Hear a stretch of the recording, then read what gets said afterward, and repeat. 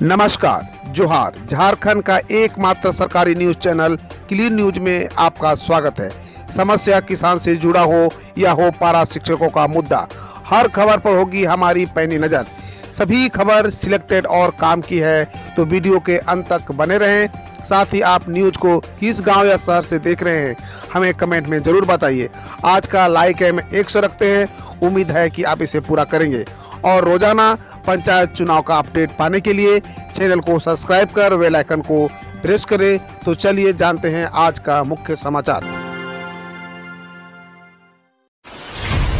झारखंड विधानसभा की सीटें बढ़ाने पर सभी दल एकजुट, 160 विधायकों के लिए हो रहा है खास इंतजाम।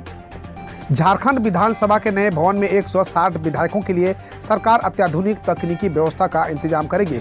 विधायक बगैर कागजात के सदन के अंदर हाजिर होंगे। सवाल जवाब से लेकर सभी आवश्यक कागजात उनके टेबल पर इलेक्ट्रॉनिक माध्यम से उपलब्ध हो जाएगा।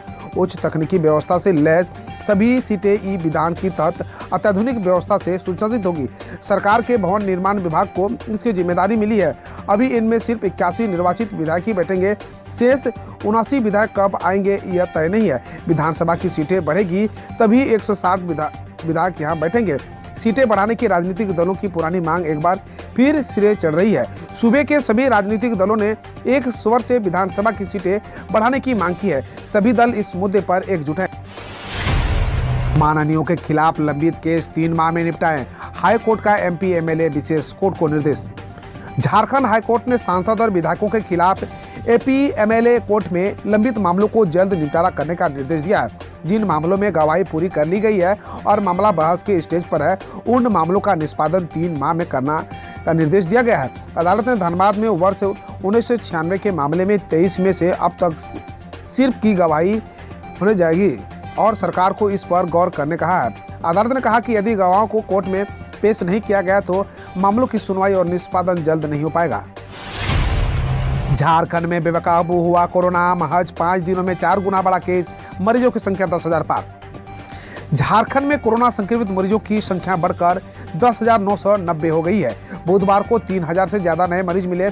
जानकारी के मुताबिक बुधवार को 3,553 नए मरीज सामने आए, जबकि 244 लोग संक्रमण से ठीक भी हुए। अब तक राज्य में कोरोना से 5,149 लोग मौत हो चुकी है। बुधवार को 3,553 नए मरीज मिलने के बाद ही अब तक झारखंड में कोरोना संक्रमितों की कुल संख्या 3,61,518 हो चुकी है। बुधवार को सबसे ज्यादा मरीज रांची मिले। रांची में कुल 1,316 नए केस मिले हैं। वहीं जमशेदपुर में 658, बोकारो में 202, धनबाद में 223, पश्चिम सिंहभूम में 160 नए केस मिले हैं। झारखंड में जारी रहेगा ठंड का सितम, जाने किन इलाकों में बारिश के आसार। झारखंड में कई जिलों में जारी कड़ाके की ठंड के बीच 9 जनवरी और 10 जनवरी को बारिश के आसार जताए जा रहे हैं। इन 2 दिनों में कई इलाकों में बारिश हो सकती है। मौसम विभाग ने राज्य में कुछ इलाकों में हल्के से मध्यम दर्जे की बारिश की संभावना जताई है। वहीं जनवरी माह में ठंड का असर लंबे समय से रहने का अनुमान बताया जा रहा है। राजस्थान के पास एक पश्चिमी विक्षोभ बन रहा है। इसका असर 8 जनवरी से झारखंड में दिखने लगेगा। इन दिनों से राज्य के कई जिलों में बादल छाए रहने का अनुमान है। कोविड-19 के चपेट में झारखंड, रिम्स के कोरोना संक्रमित मरीजों की मौत से हड़कंप। देश के अन्य हिस्सों की तरह झारखंड में भी कोरोना संक्रमण तेजी से बढ़ रहा है। राज्य के सबसे बड़े अस्पताल रांची के रिम्स में बुधवार को कोरोना संक्रमित एक मरीज की मौत हो जाने से हड़कंप मच गया है। न्यू ट्रामा सेंटर से इलाजरत 46 वर्षीय कोरोना संक्रमित की मौत हो गई। संक्रमित मरीज रांची के लाल गुटवा का रहने वाला है। Varanasi Howrah bullet train speed 350 kilometre प्रति घंटा बिहार झारखंड के जाने किन 9 जिलों से गुजरेगी। झारखंड और बिहार से बुलेट ट्रेन चलाने की योजना पर भी काम हो रहा है। दरअसल भारतीय रेल ने आम लोगों और व्यवसायियों की मांग पर ध्यान देते हुए Ahmedabad Mumbai bullet train project की घोषणा के बाद बिहार झारखंड में भी बुलेट ट्रेन चलाने की मांग पर अपनी तैयारी शुरू कर दी है। इसके तहत वाराणसी से हावड़ा के बीच बुलेट ट्रेन चलाने की प्लानिंग है। हालांकि यह अभी तय नहीं है कि यह रूट वाया पटना होगी या गया धनबाद, लेकिन यह तय है लेकिन इसके नई पटरी बिछाई जाएगी। इसके लिए सर्वे किया जा रहा है। कोयला लदे मालगाड़ी के इंजन में लगी आग, बड़ा हादसा टला। धनबाद से चली थी ट्रेन। टीबीसी द्वारा बांझेडी में संचालित कोडरमा थर्मल पावर स्टेशन में कोयला पहुंचने के लिए धनबाद से लोड होकर चली कोयला लदे मालगाड़ी के इंजन में गुरुवार को अचानक आग लगी। हालांकि समय रहते आग पर नजर पड़ जाने के बाद बड़ा हादसा टल गया। पाकुड़ सड़क हादसे में साहिबगंज के सभी 7 मृतकों के परिजनों को मिला 1-1 लाख रुपए का मुआवजा। झारखंड के पाकुड़ जिले के अमरापाड़ा में घने कोहरे की वजह से बुधवार को बस और गैस सिलेंडर से लदे ट्रक के बीच आमने सामने की टक्कर में 17 लोगों की मौत।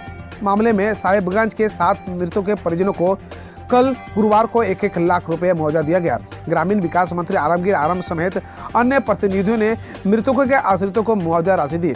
आपको बता दें कि मृतकों में 16 झारखंड के और 1 मृतक बंगाल का था। अब झारखंड के शिक्षक अपने गृह जिला में भी हो सकेंगे स्थानांतरण, बस पूरी करनी होगी एक शर्त। राज्य के शिक्षकों को फिर से अंतर जिला स्थानांतरित का अवसर मिलेगा। शिक्षकों को अपने सेवा काल में अंतर जिला स्थानांतरण का एक अवसर दिया जाएगा। उनका गृह जिला में भी स्थानांतरण हो सकता है। शिक्षक स्थानांतरण नियमावली 2019 में संशोधन के प्रस्ताव को स्कूली शिक्षा एवं साक्षरता मंत्री जगन्नाथ महतो ने अपनी स्वीकृति दे दी है। नियमावली में अब कार्मिक व विधि विभाग को भेजी जाएगी। शिक्षा मंत्री ने शिक्षक स्थानांतरण नियमावली में संशोधन का निर्देश दिया था। इसके बाद शिक्षा विभाग द्वारा नियमावली में संशोधन के लिए कमेटी गठित की गई थी। कमेटी ने नियमावली में संशोधन का प्रस्ताव तैयार कर विभागीय सचिव को सौंपा था। चैम्बर ने की फूड टेस्टिंग लैब से सुचारू संचालन की मांग, स्वास्थ्य सचिव को लिखा पत्र। झारखंड में अवस्थित फूड टेस्टिंग लैब में फूड सैंपल की जांच नहीं होने के कारण समस्या हो रही है। इस विषय पर गुरुवार को federation of Jharkhand chamber of commerce and industry ने स्वास्थ्य सचिव को पत्र लिखा। अध्यक्ष धीरज तनेजा ने इस पत्र में कहा कि नामकोम स्थित फूड टेस्टिंग लैब पिछले 6 माह से अनुपयोगी है। यहाँ किसी भी सैंपल की जाँच नहीं हो रही है। खाद्य पदार्थों की लीगल जाँच के लिए यहाँ का सैंपल कोलकाता स्थित सेंट्रल फूड लैब भेजा जाता है, जिस कारण जाँच रिपोर्ट के विलम्ब होता है। इसके साथ ही सरकार को भी प्रति सैंपल की दर से अतिरिक्त खर्च का भुगतान करना पड़ रहा है। कोडरमा में निजी कोचिंग संस्थानों को बंद कराने पहुंची टीम के साथ हुआ झड़प।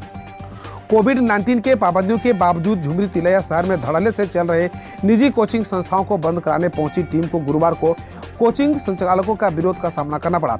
हालांकि नगर प्रशासक के कड़े रवैये के कारण संस्थान के संचालक विरोध में सफल नहीं हो पाए। मौके पर परिषद के प्रशासक विनीत कुमार ने कहा कि हर हाल में कोविड नियमों का पालन करना होगा। नगर प्रशासक विनीत कुमार ने कहा कि सभी कोचिंग संचालकों को ट्रेड लाइसेंस लेना होगा। साथ ही सरकार के नियमों के अनुसार कोविड-19 का नियम पालन करते हुए ऑनलाइन क्लासेस की व्यवस्था संचालकों की करनी होगी। झारखंड में फिर बच्चे होंगे प्रमोट, जानिए शिक्षा मंत्री ने क्या कहा। झारखंड में कोरोना संक्रमण के हर दिन नए रिकॉर्ड बन रहा है। इसका सीधा असर राज्य में बच्चों की पढ़ाई पर पड़ रहा है। ऐसे में बच्चों के जहन में सबसे बड़ा सवाल यही है कि परीक्षा होंगी या फिर से प्रमोट होंगे। इस पर शिक्षा मंत्री जगन्नाथ महतो ने कहा कि सरकार की पहली प्राथमिकता बच्चों के जान की हिफाजत है। फिर पढ़ाई प्रमोट किए जाने के मामले पर उन्होंने कहा कि कोरोना को देखकर फैसला लिया जाएगा। अब खबर देश विदेश और देश की विभिन्न योजनाओं और झारखंड के पड़ोसी राज्यों से। पश्चिम बंगाल में 23.15% हुआ पॉजिटिविटी रेट, सीएम ने की लॉकडाउन के संकेत। पश्चिम बंगाल में कोरोना संक्रमण तेजी से बढ़ रही है। पॉजिटिविटी रेट 23.15% और डेथ रेट 1.18% हो गया है। राज्य में 403 कंटेनमेंट जोन बनाए गए हैं। वहीं ममता सरकार ने राज्य में आने वाले लोगों के लिए RT-PCR टेस्ट अनिवार्य कर दिया है। सीएम ममता ने लॉकडाउन के संकेत भी दिए हैं। उन्होंने कहा कि अगले 15 दिन अहम है और वे राज्य में प्रतिबंध बढ़ाएंगे। साथ ही वे कल प्रधानमंत्री नरेंद्र मोदी से मुलाकात भी करेंगे। वैक्सीनेशन लेने के बाद न करें पैरासीटामोल का इस्तेमाल, भारत बायोटेक। कोवैक्सीन बनाने वाली कंपनी भारत बायोटेक ने वैक्सीन लेने के बाद पैरासीटामोल या पेन किलर के इस्तेमाल पर बड़ा बयान दिया है। कंपनी ने कहा कि हमें जानकारी मिली है कि कुछ टीकाकरण केंद्रों पर बच्चों को कोवैक्सीन की डोज देने के बाद पैरासीटामोल के 500 mg की 3 गोलियां देने को कहा जा रहा है। हमारी तरफ से कोवैक्सीन के टीका लगने के बाद कोई पैरासीटामोल या पेन किलर्स दवा लेने की सलाह नहीं दी जाती है। केंद्र ने ग्रीन एनर्जी कॉरिडोर के फेज 2 को दी अनुमति। परियोजना पर 12,000 करोड़ होंगे खर्च।